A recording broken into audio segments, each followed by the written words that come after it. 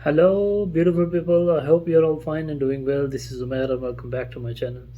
तो यार आज मैं जिस वीडियो का रिएक्शन आपके लिए लेके आया हूँ ना बड़ी ज़बरदस्त वीडियो है और ये है टॉप इंडियन सीईओज इन मल्टीनेशनल कंपनीज। ओके, तो यार सबको पता है यार कि इंडिया का जो है ना आईटी सीन बहुत हाई है। इंडिया में जो है ना इंडिया के आईटी एक्सपोर्ट्स कोई I think more than $100 billion हैं। ठीक है, इंडियन सिटीज़ हैं जैसे बेंगलोर, गुड़गांव, हैदराबाद, ये आईटी हब्स हैं इंडिया में। ठीक है, बहुत इंडिया के आईटी एक्सपोर्ट्स हैं हैवी किस्म की। और ऑब्वियसली जिस मुल्क की इतनी बड़ी आईटी इंडस्ट्री है तो वहाँ पे उसी तरह के बहुत जो है ना ज़बरदस्त किस्म के बहुत टैलेंटेड लोग जो सीईओज और जो है ना इस तरह के लोग जिन्होंने इस आईटी इंडस्ट्री को यहाँ तक पहुँचाया है, जो लोग यहाँ पर ऐसे काम कर जिन्होंने दिन रात मेहनत की और इंडिया की आईटी इंडस्ट्री जो है ना यहाँ तक पहुँची। ठीक है, तो ऑब्वियसली जब इतनी बड़ी आईटी इंडस्ट्री इंडिया की हुई तो जाहिर है इंडिया में इतना बड़ा आईटी का सीन है तो लोग इंडिया से निकल के दूसरे मुल्कों में भी गए और जाके बड़ी बड़ी मल्टीनेशनल कंपनीज़ के हेड बन गए, सीईओज बन गए। ठीक है, तो उन्हीं लोगों के बारे में ये वीडियो है। तो चलें देखते हैं और साथ साथ आपको रिएक्शन देते हैं कि ये लोग कौन कौन हैं और किस किस कंपनी में जो है ना वो इंडियन सीईओज हैं। So let's start. दोस्तों, हमारा देश भारत हमारी सभ्यता और संस्कृति के लिए पूरी दुनिया में ही जाना जाता है। लेकिन सालों से अपनी सभ्यता और संस्कृति के लिए पहचाने जाने वाले हम भारतीय सभी चीजों में लाख आगे क्यों ना हो जाएं, लेकिन दुनिया हमें हमेशा ही पीछे समझती है। हालांकि वैसे अगर हिस्ट्री उठाकर देख ली जाए तो भारत में ऐसे लोगों की कोई कमी नहीं है जिन्होंने अपने हुनर और काबिलियत के बल पर दुनिया भर में अपना डंका बजाया है। और स्वामी विवेकानंद और महात्मा गांधी जैसे लोग इस बात के बहुत बड़े एग्जाम्पल हैं।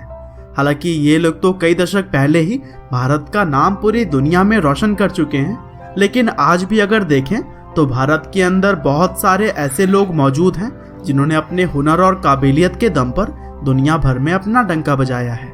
और आज के इस वीडियो में भी हम बात करने वाले हैं भारत के टॉप 10 सीईओज की जिन्होंने पूरी दुनिया के बहुत सारी कंपनियों को सफलता के राह पर चलाया है। तो दोस्तों, हमारी लिस्ट में सबसे पहले नंबर पर हैं सुंदर पिचाई। दरअसल टेक्निकल और मैनेजमेंट स्किल से दुनिया को हैरान करने वाले लोगों में सुंदर पिचाई का नाम तो आएगा ही आएगा, क्योंकि सुंदर पिचाई ही वो शख्स हैं जिन्होंने अपनी काबिलियत के बल पर ऐसा मुकाम हासिल किया जिसे पाने के लिए एक आम इंसान खाली सपने देख सकता है। हालांकि आज भले ही सफलता सुंदर पिचाई के कदम चूम रही हो, लेकिन इन्होंने अपनी सफलता की शुरुआत भारत में ही रहकर की थी, जहां पिचाई ने अपनी बीटेक की डिग्री आईआईटी खड़गपुर से ली और उसके बाद एडवांस लेवल की पढ़ाई के लिए उन्होंने स्टैनफोर्ड यूनिवर्सिटी में एडमिशन ले लिया। और फिर पेंसिल्वेनिया के ही एक यूनिवर्सिटी से सुंदर पिचाई ने अपनी एमबीए की भी डिग्री हासिल की। और पढ़ाई लिखाई पूरी करने के बाद से उन्होंने मैकेंसे एंड कंपनी में मैनेजमेंट कंसल्टिंग टीम में काम किया। हालांकि 2004 में गूगल में कदम रखने के बाद से सुंदर पिचाई ने काफ़ी छोटे लेवल से अपने काम की शुरुआत की, लेकिन धीरे धीरे इन्होंने मैनेजमेंट एग्जीक्यूटिव से लेकर सीईओ तक का सफर तय किया।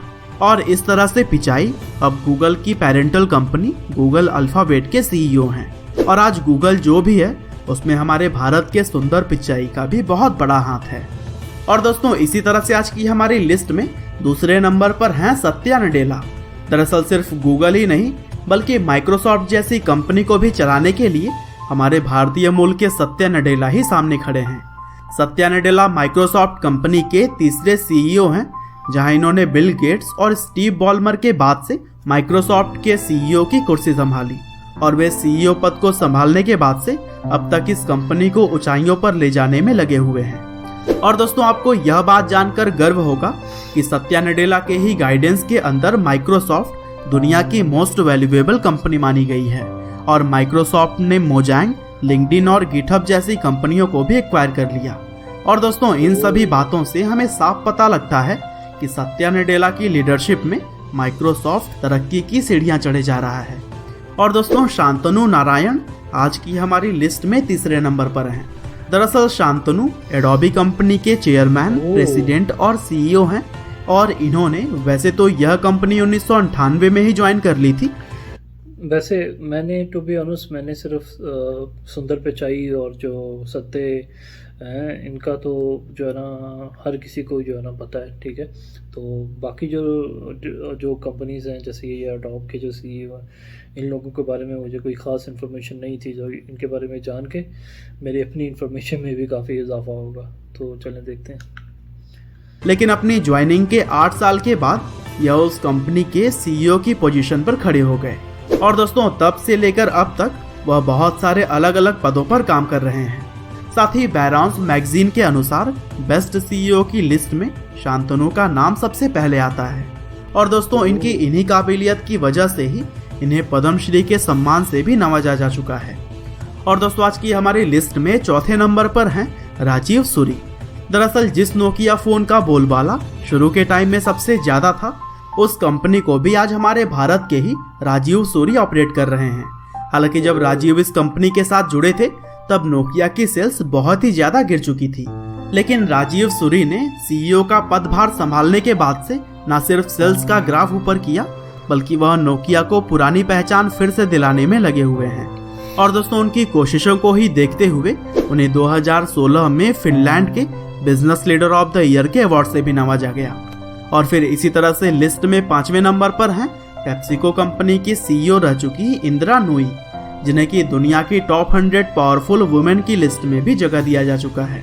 दरअसल इंदिरा नूई ने मद्रास क्रिश्चियन कॉलेज से अपनी ग्रेजुएशन पूरी की और फिर Indian institute of management Kolkata से एमबीए और फिर लास्ट में येले यूनिवर्सिटी से अपनी एमएस की भी डिग्री ली। और फिर पेप्सिको कंपनी का कार्यभार संभालने के बाद से अपने डेडिकेशन से उन्होंने कंपनी को नई ऊंचाइयों तक पहुंचाया। और दोस्तों इसी तरह से अरविंद कृष्ण आज की हमारी लिस्ट में 6ठे नंबर पर हैं। दरअसल आईआईटी कानपुर से अपनी ग्रेजुएशन पूरी करने के बाद उन्होंने यूनिवर्सिटी ऑफ इलिनॉइस से पीएचडी की डिग्री हासिल की और अब वह आईबीएम कंपनी के सीईओ के तौर पर कार्यभार संभाल रहे हैं। हालांकि उन्होंने अपनी लाइफ में बहुत सारे उतार चढ़ाव देखे हैं, जिसकी बातें हम आगे कभी और उनकी फुल बायोग्राफी में करेंगे। और दोस्तों 7वें नंबर पर हैं अजय पाल सिंह बंगा। दरअसल पद्मश्री अवार्ड से सम्मानित और मास्टर कार्ड के सीईओ के तौर पर अपॉइंट किए गए अजय पाल सिंह बंगा भी भारत देश की शान बढ़ा रहे हैं। अजय वैसे तो पुणे में जन्मे और दिल्ली यूनिवर्सिटी से इकोनॉमिक्स करने के बाद उन्होंने Indian institute of management Ahmedabad से अपनी एमबीए की डिग्री ली और फिर नेस्ले इंडिया और पेप्सिको जैसी कंपनी में काम करने के बाद अब वह मास्टर कार्ड के सीईओ के तौर पर काम कर रहे हैं। और दोस्तों वीडियो में 8वें नंबर पर हैं संजय मेहरोत्रा, जो कि अमेरिका के ही जाने माने कंपनी माइक्रोन टेक्नोलॉजी के सीईओ के तौर पर काम कर रहे हैं। हालांकि इससे पहले भी वह सैंडिस्क कंपनी के को फाउंडर रह चुके हैं और वहां रहते हुए इन्होंने 2011 से 2016 तक प्रेसिडेंट और सीईओ के तौर पर भी काम किया है। और दोस्तों यूपी के कानपुर से निकलकर इन्होंने जिस तरह से अपने लाइफ में कई सारे अचीवमेंट्स पाए हैं वो काबिले तारीफ है। और दोस्तों आज की हमारी लिस्ट में वसंत नरसिम्हम 9वें नंबर पर हैं, जो कि प्रोफेशन से तो एक डॉक्टर हैं लेकिन साथ ही मल्टीनेशनल फार्मास्यूटिकल कंपनी नोवार्टिस के सीईओ के पद पर भी काम करते हैं और इन्हें 2015 में फॉर्च्यून के 40 अंडर 40 लिस्ट में 7th पोजीशन पर रखा गया था। और दोस्तों आज की हमारी लिस्ट में आखिरी यानी कि 10वें नंबर पर हैं जयश्री उल्लाल। वैसे तो जयश्री पैदा लंदन में हुई थी, लेकिन उनका शुरुआती पालन पोषण भारत में हुआ और फिर आगे चलकर वह अरिस्टा नेटवर्क्स की सीईओ और प्रेसिडेंट के पद पर काम करने लगी। दरअसल अरिस्टा नेटवर्क्स दुनिया की काफ़ी जानी मानी कंप्यूटर नेटवर्किंग कंपनी में गिनी जाती है। तो दोस्तों यह थे भारत के वो लोग जो कि पूरी दुनिया में ही अपना हुनर दिखा रहे हैं और हमें उम्मीद है कि आपको भी इनके बारे में जानकर काफ़ी मजा आया होगा। और दोस्तों ऐसे ही इंटरेस्टिंग और इन्फॉर्मेटिव वीडियोस को लगातार देखने के लिए हमारे चैनल लाइव हिंदू को सब्सक्राइब करिए, साथ ही बेल आइकन को भी दबाना ना भूलिएगा। आपका बहुमूल्य समय देने के लिए बहुत बहुत धन्यवाद।